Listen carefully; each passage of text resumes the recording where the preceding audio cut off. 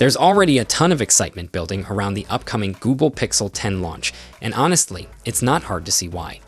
The Pixel 9 lineup made a pretty big splash, and with that momentum still going strong, people are understandably curious about what Google's cooking up next.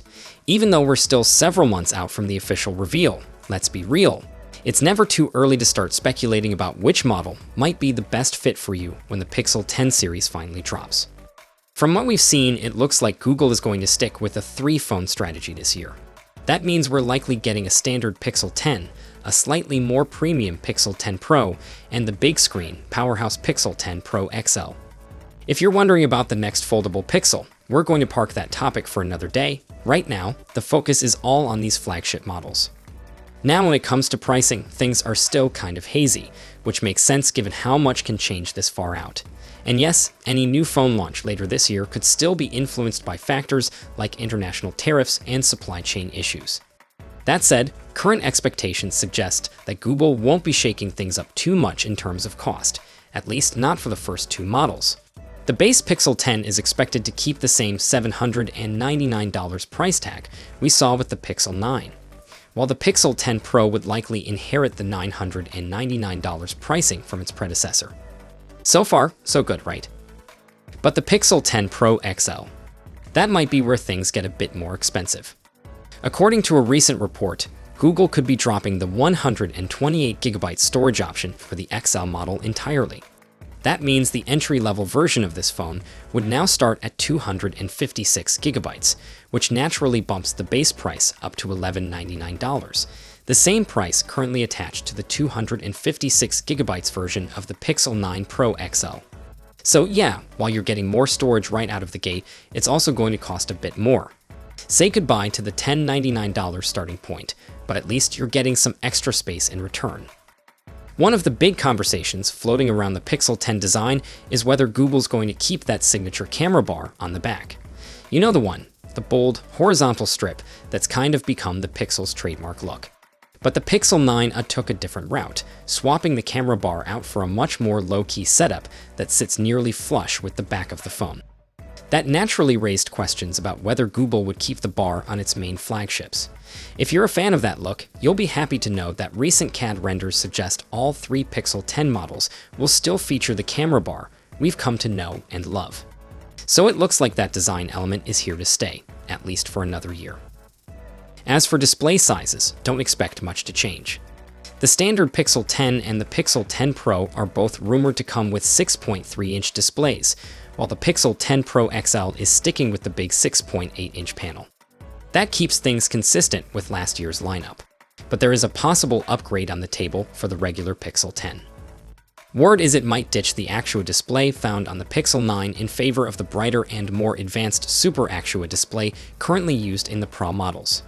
That would not only improve overall screen brightness and clarity, but could also be a big performance bump thanks to an adaptive refresh rate that can scale from 1 Hz all the way up to 120 Hz, making the Pixel 10's screen way smoother and more efficient. Now here's where things get interesting. A fresh rumor suggests that the Pixel 10 could also inherit one of the Pro model's most prized features, the telephoto lens.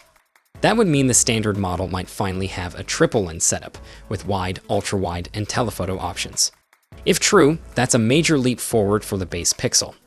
But of course, Google still needs to keep some feature differences between the models, so the same leak suggests they might scale back the ultra-wide camera's quality, dropping from a 48-megapixel sensor on the Pixel 9 Pro to a 13-megapixel sensor on the Pixel 10. That's kind of a trade-off, but still, a telephoto on the base Pixel would be a big win. Meanwhile, the Pixel 10 Pro and Pixel 10 Pro XL are both expected to stick with the same camera systems found in their Pixel 9 equivalents. That might sound like a letdown to some, but the Pro camera systems were already really solid, and according to the source of this leak, who's got a decent track record, Google doesn't plan on changing much in that department. So unless new info comes out, don't expect any major camera surprises for the Pro models. Now let's talk about performance, specifically the chip powering everything. Right now, every phone in the Pixel 9 lineup, including the budget-friendly Pixel 9a, is running on Google's custom Tensor G5 chip. So it's a pretty safe bet that the Pixel 10 series will introduce the next generation, the Tensor G5. From what we've heard, this chip could mark a pretty significant change. Google is reportedly moving chip production from Samsung over to TSMC, which is a big deal. If the rumors are true and the chip is built using a 3nm process, that could result in a denser chip architecture, allowing for better performance and much improved energy efficiency. But before we get too excited, there's a conflicting report floating around that says the G5 is more of a refined version of the G4, just built by TSMC. If that's true, we might not see those massive gains everyone's hoping for. Still, Tensor chips have never really been about blowing benchmarks out of the water. Google's always focused on using these chips to power their AI features, so we can probably expect more AI tricks, smarter suggestions, and new tools that take advantage of on-device machine learning. Speaking of AI, we've heard whispers of something new in the works, an upgraded assistant experience called Pixel Sense. Not much is known yet, but it's supposed to offer a more personalized approach, learning from how you use your phone and adapting accordingly. That's a pretty intriguing concept, especially considering how much Google's already invested in on-device AI. And even if the Tensor G5 doesn't bring raw speed improvements, smarter software could still make the phones feel faster and more helpful. So far, we haven't heard anything about changes to battery capacity, which suggests Google might be sticking with what worked last year. That means we're likely looking at a 4700 mAh battery for the Pixel 10 and Pixel 10 Pro, and a beefier 5060 mAh cell in the XL model, which makes sense given its larger size.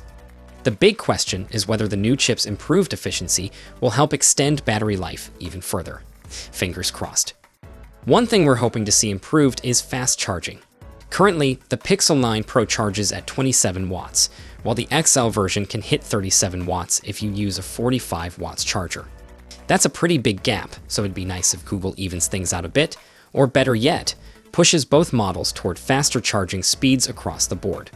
So, with all that said, where does that leave us? If you're someone who just wants a great all-around phone that doesn't break the bank, the standard Pixel 10 sounds like it'll be a pretty compelling option, especially if that telephoto lens rumor pans out. For people who want a bit more, the Pixel 10 Pro offers the usual upgrades, but depending on how much the regular model improves, it may have a harder time justifying its higher price tag. And then there's the Pixel 10 Pro XL, the go-to choice for folks who want maximum screen real estate, longer battery life, and all the bells and whistles. Of course, all of this is still based on early leaks and speculation, and we're fully expecting things to evolve as we get closer to the actual launch. If Google follows its usual pattern, we're probably looking at a late summer release, so keep your eyes peeled for more updates in the coming months. Anyway, that's where things stand right now. Got thoughts, hopes, or hot takes about the Pixel 10? Drop them in the comments, and let's chat about it. I'll catch you all in the next one. Until then, stay curious and take care.